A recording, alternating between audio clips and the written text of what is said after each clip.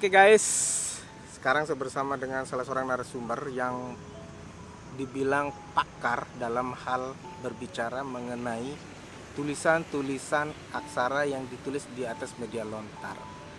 Beliau adalah seorang doktor ilmu hukum, tapi beliau juga sangat tertarik untuk mengkaji bagaimana budaya Sasak, khususnya Lombok lah ya.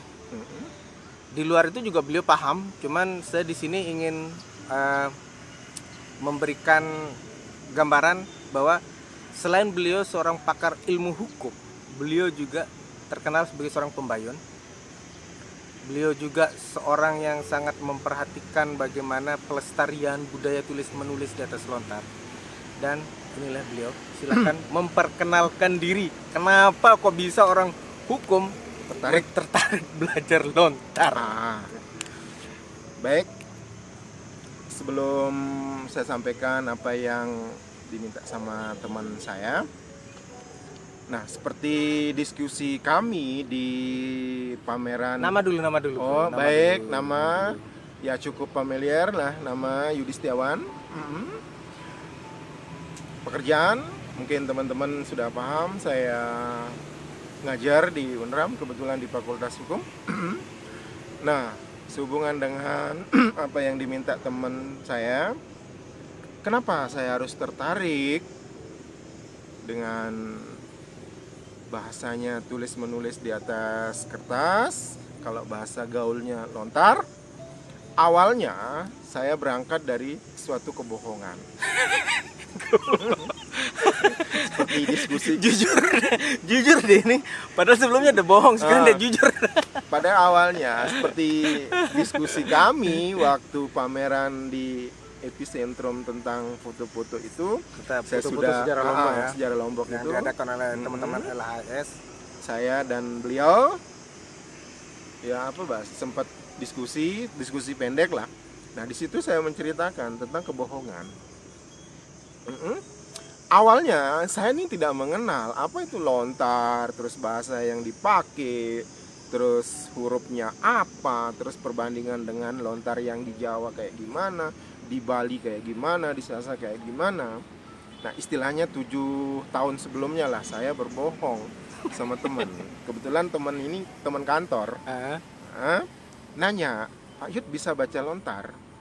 Nah, awalnya saya waktu itu kan sama sekali tidak mengerti apa itu lontar, bahasanya seperti apa. Nah, sesampainya di rumah, saya mikir, seandainya saya ditanya sama temen yang nanya, terus saya disodorkan lontar untuk dibaca, saya nggak bisa, dong malu. Sudah menyampaikan sama teman bisa, terus disuruh nggak bisa, kan malu. Iya. Nah, itulah awalnya kenapa saya tertarik. Akhirnya saya berpikir bagaimana cara saya bisa baca lontar. Akhirnya saya mencari guru kesana kemari yang bisa mengajari saya. Sampai akhirnya saya ketemu. Dari situ ketertarikan saya untuk belajar yang namanya tulis menulis di atas lontar. Situ sampai akhirnya saya mulai belajar apa itu pembayun, bagaimana sejarahnya, bagaimana latar belakang sehingga kenapa disebut pembayun. Nah, di situ. Dan untuk kita menguji beliau memang benar-benar seorang pakar ahlinya di sana itu. Mungkin ada beberapa tembang gitu kan yang bisa disampaikan. Nah, di dalam istilahnya tetembangan yang ada di Nusantara lah bahasanya, Jawa, Bali, Lombok itu sama lah tembangnya namanya. Sama ya. Cuman nanti di situ bagaimana kreasi inovasi dari sang penembangnya itu sendiri. Menggunakan apa istilahnya itu cengkok gitu ya. Istilahnya kan pakem dari suatu tembang. Oh, sudah ada itu? Sudah.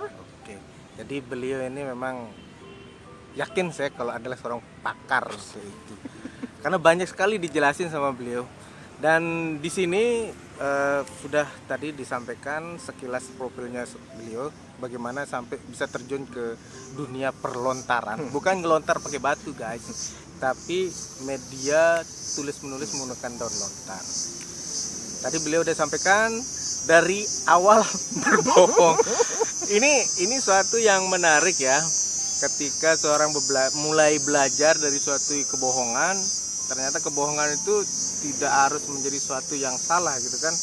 Ada juga sebagai untuk memperbaiki diri gitu kan. Dan sekarang beliau adalah orang yang kita percaya dan kita jadikan sebagai narasumber terkait dengan bagaimana membedah lontar. Dan nanti di video saya yang selanjutnya kita akan membahas tentang lontar itu bersama beliau.